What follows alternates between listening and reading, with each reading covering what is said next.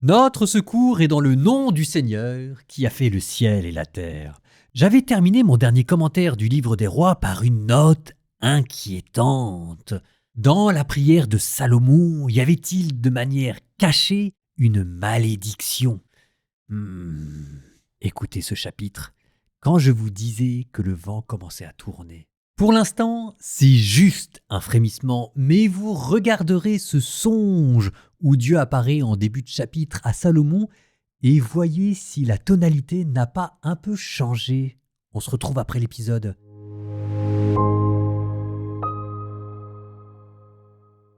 Après que Salomon eut achevé de construire la maison du Seigneur et la maison du roi, et tout ce que Salomon avait désiré faire pour son bon plaisir, le Seigneur lui apparut une seconde fois, comme il lui était déjà apparu à Gabaon.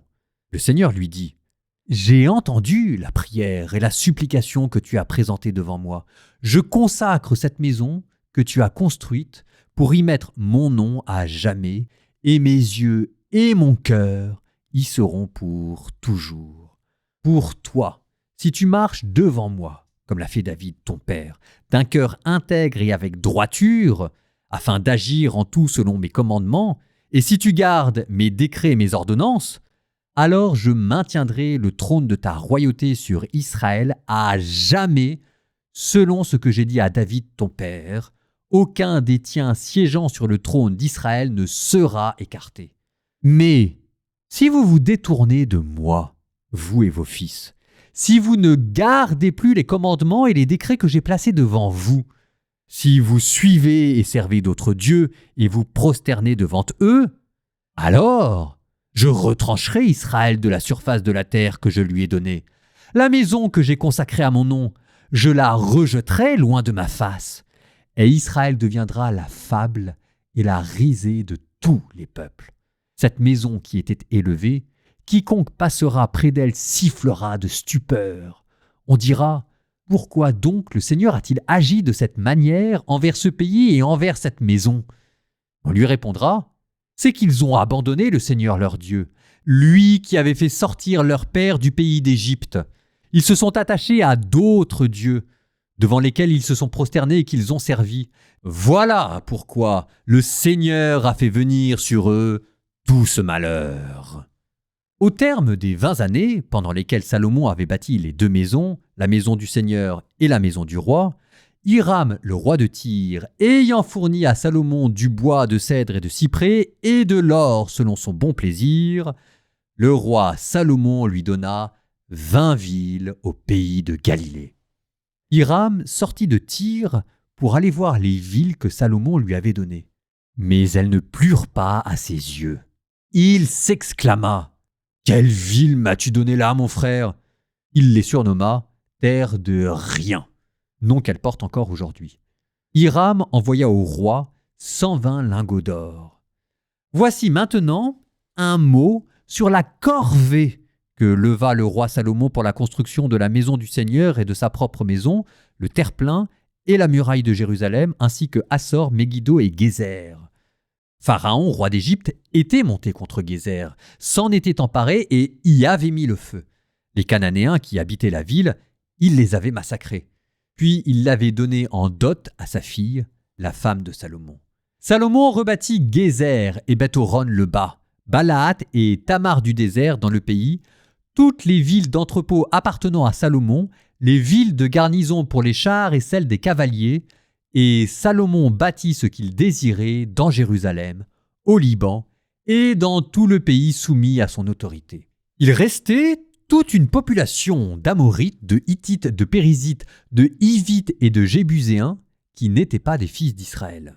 Leurs fils, qui après eux étaient restés dans le pays et que les fils d'Israël n'avaient pu vouer à l'anathème, Salomon les réquisitionna pour la corvée servile jusqu'à ce jour.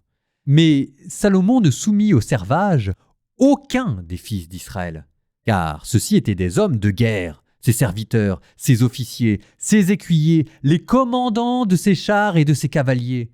Voici le nombre des chefs des préposés aux travaux de Salomon. Ils étaient 550 et commandaient au peuple qui effectuait les travaux. Quand la fille de Pharaon monta de la cité de David à la maison que le roi lui avait bâtie, Alors Salomon édifia le terre-plein. 3 fois par an, Salomon offrait des holocaustes et des sacrifices de paix sur l'autel qu'il avait bâti pour le Seigneur.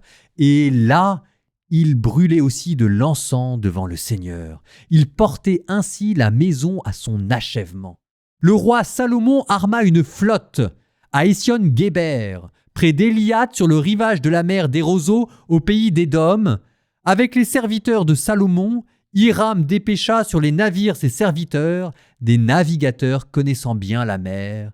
Ils arrivèrent à Ophir et s'y procurèrent de l'or, 420 lingots qu'ils rapportèrent au roi Salomon.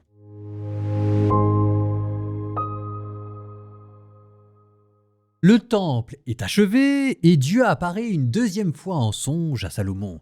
Et s'il lui apparaît une deuxième fois, c'est qu'on a furieusement envie de comparer et la première et la deuxième. Dans le premier rêve, il était question de donner à Salomon, qu'il a demandé, la sagesse. Un rêve lumineux qui avait inauguré la gloire de Salomon. Oui, mais dans ce deuxième songe, la tonalité est différente. On a plutôt l'impression d'un avertissement et d'une mise en garde. Ça commence par des bénédictions, oui, mais tout de suite. Mais si vous vous détournez de moi, vous et vos fils, si vous ne gardez plus les commandements et les décrets que j'ai placés devant vous, alors je vous rejetterai loin de ma face. D'ailleurs, chose curieuse, le songe commençait par une exhortation à imiter la conduite de David son père.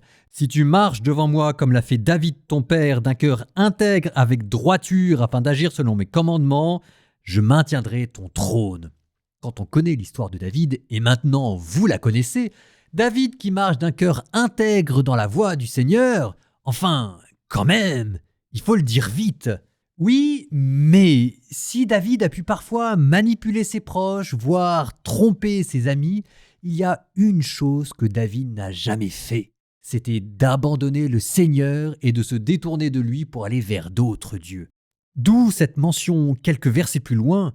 Si vous suivez et servez d'autres dieux, si vous vous prosternerez devant eux, alors cette maison où j'ai consacré mon nom, je la rejetterai. Mais enfin, c'est fou cette affaire. On vient de consacrer la maison du Seigneur à son nom, et voilà que lui, le songe d'après, est en train de dire qu'il n'hésitera pas à rejeter cette maison loin de sa face si on suit d'autres dieux. On évitera donc d'avoir les yeux béats d'admiration devant la merveille que vient de construire Salomon et de sacraliser ce lieu trop vite, trop tôt. Si vous suivez d'autres dieux, Dieu aurait-il pressenti quelque chose ? Peut-être, regardez le paragraphe d'après, cette curieuse scène entre l'ami de toujours, Hiram, et Salomon. Salomon, pour remercier son ami de toujours qui l'a aidé à construire son temple, lui donne des terres et des villes qui manifestement ne sont pas au goût d'Hiram. Hiram sortit de Tyr pour aller voir les villes que Salomon lui avait données, je cite, « Mais elles ne plurent pas à ses yeux, il s'exclama « Quelle ville m'as-tu donnée, mon frère ?» Et il les surnomma « terre de rien ».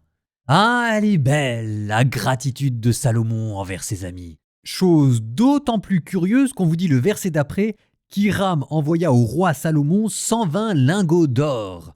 Voici qu'Hiram, mécontent du cadeau qu'on lui fait pourtant un cadeau de 120 lingots d'or.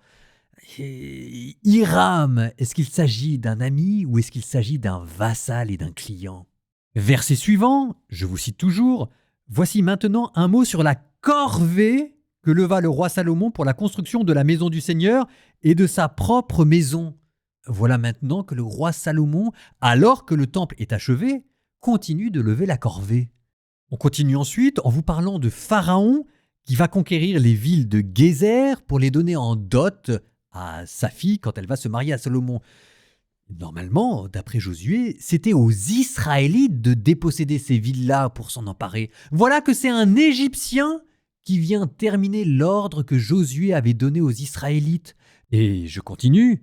Salomon rebâtit Gézer et Beth-horon le bas, toutes les villes d'entrepôts appartenant à Salomon. On n'a pas déjà entendu parler d'un roi qui construisait des villes d'entrepôts alors qu'on vient de parler de l'Égypte.